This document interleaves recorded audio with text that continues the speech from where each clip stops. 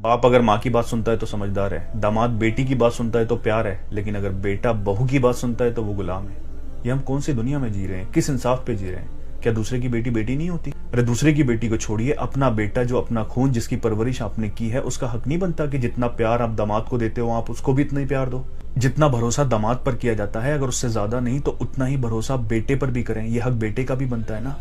90% 90% घरों का यही हाल है। मेरे पास इतने मैसेज आते हैं कि सर हम तो अपनी ईमानदारी से अपनी जिम्मेदारियां निभा रहे हैं, सब कुछ कर रहे हैं, लेकिन उन्हीं को हम पे भरोसा नहीं है जिनके लिए हम अपनी पूरी जिंदगी कुर्बान कर रहे हैं। माँ बाप अपनी औलाद को खुद पालते हैं, खुद परवरिश करते हैं और अपनी ही परवरिश पर भरोसा नहीं करते। सब इंसान है, सब गलतियां करते हैं, लेकिन ये कहाँ का इंसाफ है कि बेटी की गलती पर उसका वकील बनकर उसको बचाया जाता है और एक बहू की गलती पर उसका जज बनकर उसको फैसले सुनाए जाते हैं।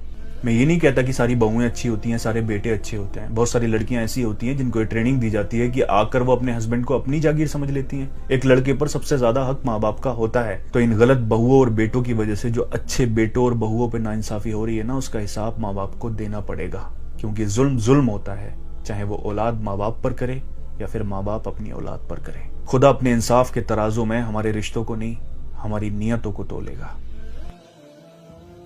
बाप अगर माँ की बात सुनता है तो समझदार है, दामाद बेटी की बात सुनता है तो प्यार है, लेकिन अगर बेटा बहू की बात सुनता है तो वो गुलाम है।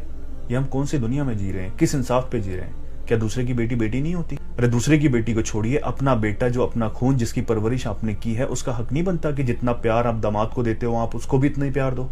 जितना भरोसा दामाद पर किया जाता है, अगर उससे ज्यादा नहीं तो उतना ही भरोसा बेटे पर भी करें। ये हक बेटे का भी बनता है ना।